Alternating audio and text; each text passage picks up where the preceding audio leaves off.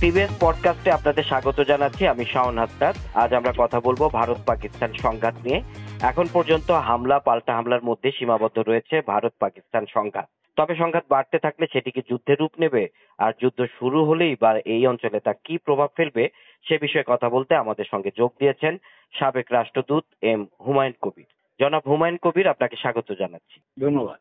আমি একটু শুরুতে জানতে চাচ্ছি, এখন পর্যন্ত ভারত পাকিস্তানের মধ্যে আমরা গতকাল যেটি দেখলাম সেটি কিন্তু কিছুটা প্রশমিত। আপনি কি ধরনের প্রেডিকশন করবেন সেক্ষেত্রে? মানে এটা কি বড় ধরনের সংঘাতের রূপ নিতে পারে, মানে যুদ্ধের রূপ নিতে পারে? যুদ্ধ তো শুরু হয়েছে খানিকটা, এবং সেখানে ধরেন ইতিমধ্যেই আমরা দেখছি পাকিস্তানে বেশ কিছু লোক হতাহত হয়েছে, অন্যদিকে ভারতের দিকেও কিছু মানুষ হতাহত হয়েছে। তো কাজেই যুদ্ধ কিন্তু এক রাউন্ড হয়েছে, এবং এখনো পর্যন্ত যেটুকু মনে হচ্ছে যে ভারত 9টা জায়গায় পাকিস্তানের ভেতরে, বেশ ভেতরে 9টা জায়গাতে তারা মিসাইল আক্রমণ চালিয়েছে। তাতে করে এখনো পর্যন্ত যেটা আমরা শুনছি যে 26 জন বা ওই রকম সংখ্যক লোক পাকিস্তানের দিকে মারা গেছে, প্রায় 48 জনের মতো লোক আহত হয়েছে। ভারতের দিকে 15 জনের মতো মানুষ নিহত হয়েছে, এইটুকু খবর আছে। এখন অবস্থাটা থমথমে আছে। অন্যদিকে আরো কিছু বলে রাখি যে মানবিক দিক থেকে যদি বিবেচনা করি তাহলে একটা বড় ক্ষতি কিন্তু দুই দিকের সাধারণ মানুষের হয়েছে, যারা বেসামরিক মানুষ, তারা এগুলোর সাথে আপাত দৃষ্টিতে সংশ্লিষ্ট নয় এই মানুষগুলোর জন্য। এবার যদি সামরিক দিকে আসেন তাহলে আমি বলবো যে ভারত বলছে যে তারা পাকিস্তানের সামরিক কাঠামোতে তারা আক্রমণ করেনি। তারা তাদের ভাষায় যারা সন্ত্রাসী সংস্থা আছে বা সংস্থাপনা আছে সেগুলোতে তারা আক্রমণ চালিয়ে। অন্যদিকে পাকিস্তানের দিক থেকে ইতিমধ্যেই 5টা ভারতীয় যুদ্ধ বিমান ভূপাতিত করার দাবি করা হয়েছে। ভারতের দিক থেকে যদিও এ ব্যাপারে কিছু বলা হয়নি।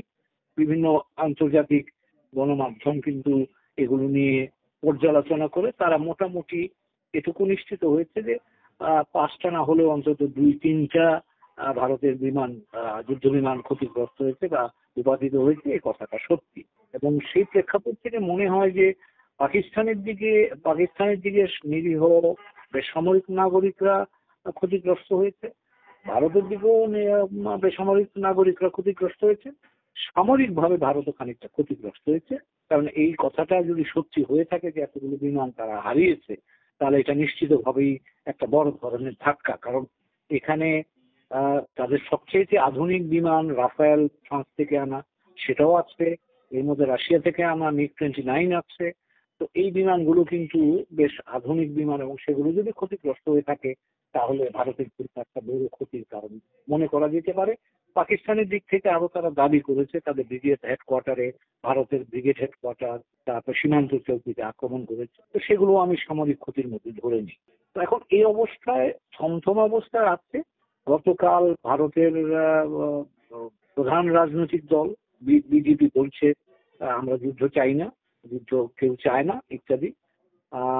এবং ভারতের যিনি নিরাপত্তা উপদেষ্টা আছেন অজিত দোভাল, তিনিও কিন্তু বলেছেন যে আমরা এটাকে এসকেলেট করতে চাই না, আমরা সামনে এটাকে বাড়াতে চাই না। এবং গত রাতের দিকে পাকিস্তানের প্রধানমন্ত্রী যিনি উপদেষ্টা মিস্টার রানা তিনি বলেছেন যে ভারত যদি না বাড়াতে চায় তাহলে আমরাও বাড়াতে চাই না। তার অর্থ হচ্ছে যে মেসেজটা দুই দিক থেকেই আসছে, সেটা হলো যে কেউই এসকালেট করা যেটাকে বলে, অর্থাৎ এটাকে আরেকটু মাত্রা বাড়িয়ে যুদ্ধ অবস্থাটাকে আরো ঘনীভূত করা, এই কাজে বোধহয় তারা কেউই কোনো পক্ষে আগ্রহী নয়, এই মোটামুটি একটা ইঙ্গিত পাওয়া যাচ্ছে। অন্যদিকে যদি দেখেন আপনি, যারা বিভিন্ন বন্ধু দেশ আছে, সেটা ভারত এবং পাকিস্তান দুজনেরই, সেটা মার্কিন প্রেসিডেন্ট বলেন, চীন বলেন, জাতিসংঘের সেক্রেটারি জেনারেল বলেন, অন্যান্য বন্ধু দেশরা যারা আছে তারা সকলেই কিন্তু দুই পক্ষকে শান্ত হওয়ার জন্য বলেছে, এবং সকলেই যে তাতে কনসার্ন বা সকলেই বিষয়টা নিয়ে চিন্তিত সেটা কিন্তু বলা হচ্ছে। আমাদের বাংলাদেশের দিক থেকেও কিন্তু আমরা সেই মতটাই দিয়েছি যে আমরাও কনসার্ন এবং আমরা চাই তারা রেস্ট্রেইনড হোক, তারা এটা আর সামনের দিকে না বাড়িয়ে যায়। তো এই অবস্থাটার মধ্যে যখন আমরা আছি, তখন এটা ধারণা করবার একটা কারণ আছে যে হয়তো বা দুপক্ষই যেহেতু মোটামুটি এক ধরনের ড্র যদি বলি, সেই জায়গায় তারা এই মুহূর্তে দাঁড়িয়ে আছে। যদিও পাকিস্তান কিন্তু বলেছে আমরা আক্রমণের মুখে পড়েছি, কাজেই আমাদের সুযোগ সময় মতো আমরা জবাব দেব। তারা বলেনি ইমিডিয়েটলি দেবে, তারা বলছে আমরা সুযোগ সময় মতো দেব। এই হুমকিটা কিন্তু এখনো পর্যন্ত আছে। কিন্তু এই হুমকিটা থাকলেও আমার ধারণা দুই পক্ষের মধ্যে তাদের নিজস্ব উপলব্ধি এবং বাইরের বন্ধুদের, বাইরের পৃথিবীতে যারা আছেন তাদের যে রিয়াকশন বা তাদের যে মতামতটা এসছে, তাতে করে দুই পক্ষই হয়তো এই উপলব্ধিতে এসছেন যে এই মুহূর্তে এটাকে আর বাড়ানো উচিত না। এটা কাজে সেই বিবেচনা আপনি যেটা বললেন, আমার মনে হচ্ছে যে এই মুহূর্তে আমরা এই রাউন্ডে হয়তো এটা থেমে যাবে। এখন খ্রিস্টান যদি তার সেই যে কথা যে বলেছে যে তার প্রতিশোধ নেবে নিজের সময় এবং সুবিধা অনুযায়ী, সেই উদ্যোগ যদি নেয় তাহলে কিন্তু এটা বিস্তৃত হওয়ার আশঙ্কা থাকবে। আবার কিছুক্ষণ আগে দেখছিলাম যে লাহোরের কাছে ড্রোন তারা ধ্বংস করেছে, যে ড্রোনের মধ্যে বিস্ফোরক পদার্থ ছিল।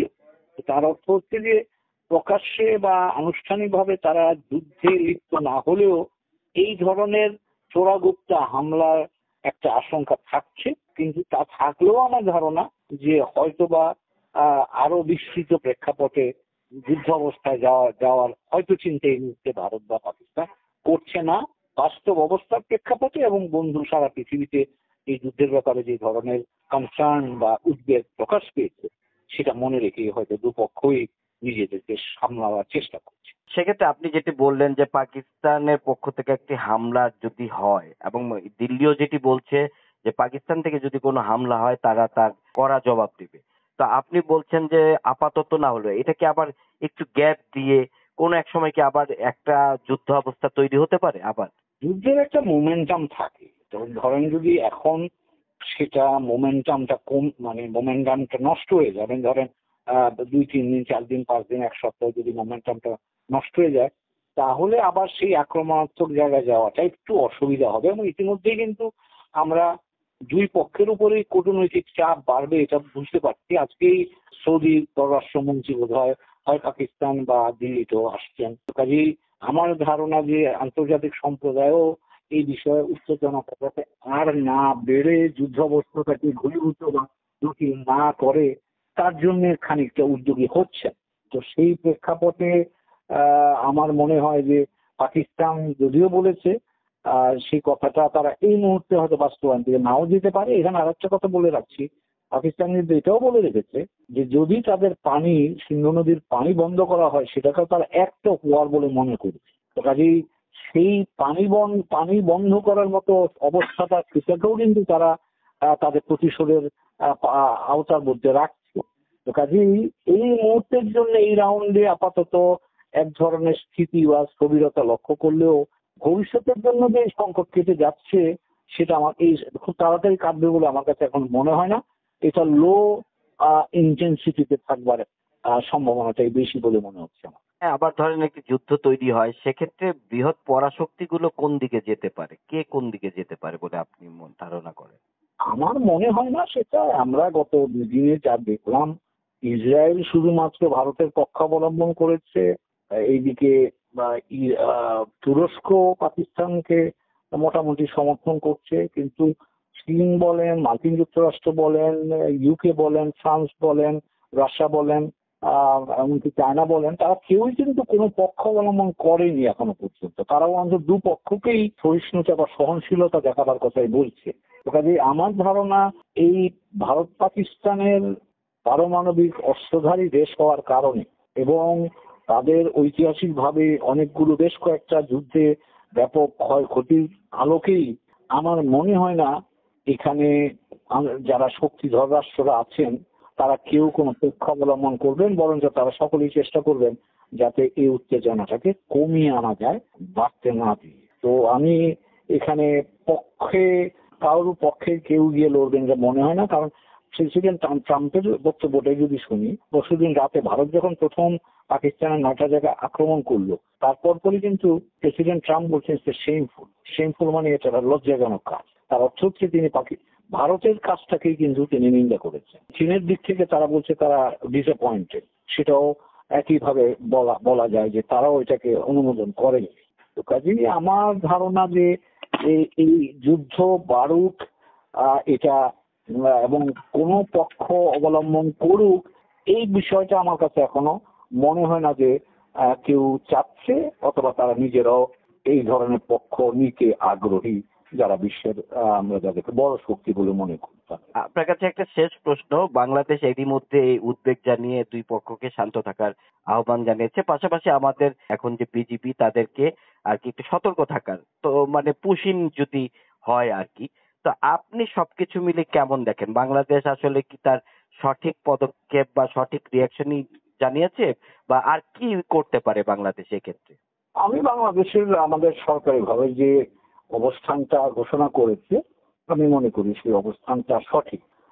আমরা কনসার্ন, আমরা দুই পক্ষই সহনশীল হোক, এটা আমরা চাই এবং সেটা আশা করছি।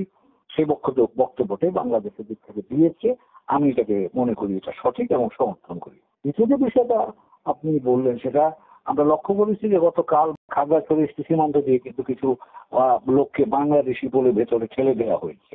তো কাজে সেটা আমি মনে করি যে এটা এখনকার সময়ের প্রেক্ষাপটে এটা খুব ভালো কাজ হয়নি। তার কারণ হচ্ছে দুইটা ব্যাপার। একটা হচ্ছে যে তারা কারা এটা ভেরিফাই না করে আপনি বাংলাদেশি বলে ভেতরে ঢুকিয়ে দিলেন, এটা কাজটা ঠিক না। এবং এটা দুই দেশের মধ্যে যে দুই সীমান্ত রক্ষীরা আছে তাদের মধ্যে যে যে ধরনের প্র্যাকটিস আছে, এটা তার সাথে যায় না। আর দ্বিতীয় কথা হচ্ছে যে আপনি একটা বুঝতে পারছেন যে এখন পশ্চিমে ভারত পাকিস্তান একটা যুদ্ধাবস্থা বিরাজ করছে, সেখানে এখানে এই ধরনের আরেকটা নতুন করে উত্তেজনা তৈরি করাটা খুব যুক্তিসঙ্গত বা চিন্তাশীল কাজ হয়েছে বলে আমার মনে হয়। তবে আমাদের দিক থেকে আমরা কোনো পক্ষেই নাই, সেটা তো আমরা বোঝাবার চেষ্টা করেছি, এবং এখানে আমরা যাতে শান্তিপূর্ণভাবে থাকতে পারি, আমাদের সীমানা যেন সুরক্ষিত থাকে। ইতিমধ্যেই আইজি মহোদয় পরশুদিন বলেছেন পুলিশ যারা জেলা কর্মকর্তা আছে তাদেরকে তারা যেন সজাগ থাকেন, আমাদের সীমান্ত যেন সুরক্ষিত থাকে, তার জন্য আমরা সচেতন থাকবো। কিন্তু এই ভারত পাকিস্তান লড়াইয়ের বা এই উত্তেজনার মধ্যে আমাদের জড়িত হওয়ার মতো কোনো ধরনের দৃশ্যমান কোনো কাজ বা কোনো ধরনের ইঙ্গিত দেওয়ার প্রয়োজন আছে বলে আমি এই মুহূর্তে মনে করছি না। জি, আপনাকে অসংখ্য ধন্যবাদ আমাদেরকে সময় দেওয়ার জন্য। আপনাকেও ধন্যবাদ, ভালো থাকবেন।